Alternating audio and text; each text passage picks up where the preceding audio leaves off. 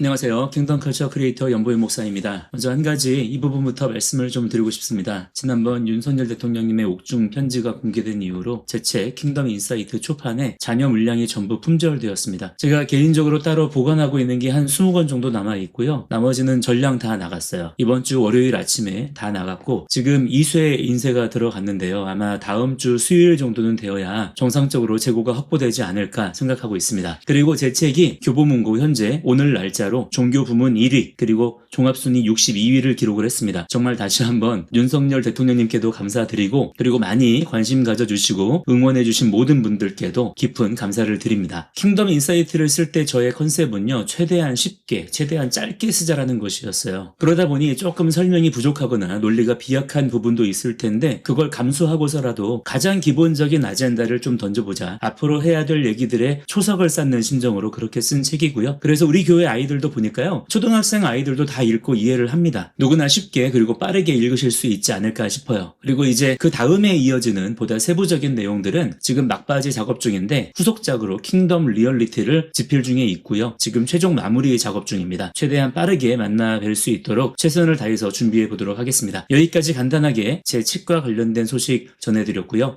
본론으로 들어가서 오늘은 제가 어떤 얘기를 좀 해보고 싶냐면요.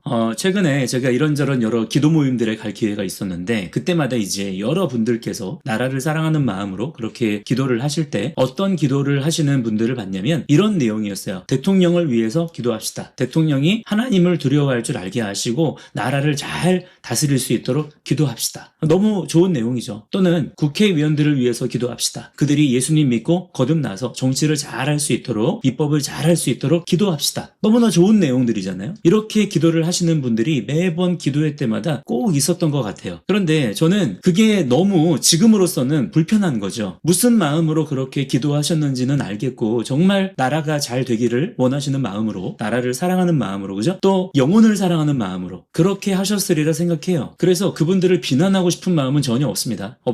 하지만 그럼에도 불구하고 그 기도는 잘못되었다. 잘못된 기도다라는 게 제 분명한 생각이어서 이 부분을 좀 언젠가는 짚고 넘어가야 되겠다 생각을 했는데 어제도 오늘도 그런 얘기들이 또 나와서 오늘 이렇게 일부러 카메라를 켰습니다. 자, 여러분 이재명을 위해서 기도해야 됩니까? 시진핑을 위해서는요? 김정은을 위해서 기도해야 됩니까? 그렇다면 어떻게 기도해야 되나요? 좌파들이 하는 기도는 어떨지 뻔하니까 그냥 스킵할게요. 자, 우리 보수주의자들, 우리 자유민주주의를 수호하고 하나님을 사랑하고 하나님의 말씀의 기준을 지키려고 하는 우리들은 뭐라고 기도해야 될까요? 일단 영혼 구원을 위해서 기도해야 되겠죠? 그래요, 맞아요. 이재명도 김정은도 시진핑도 하나님의 형상으로 지음받았기 때문에 얼른 회개하고 돌이켜서 다시 하나님을 사랑하고 하나님을 경외하는 자가 되어야 되겠죠. 그러면 너무나 좋겠죠. 그죠? 자, 그런데 회개가 뭡니까? 그들이 지금의 삶에서 정말 회개하고 돌이켜야 되는데 어느 날 갑자기 생각이 뒤집어져서 내가 하나님을 잘 믿어야 되겠다. 하나님을 경외해야 되겠다. 이제부터 나라를 그래서 하나님 뜻대로 다스려야 되겠다. 이게 회개입니까?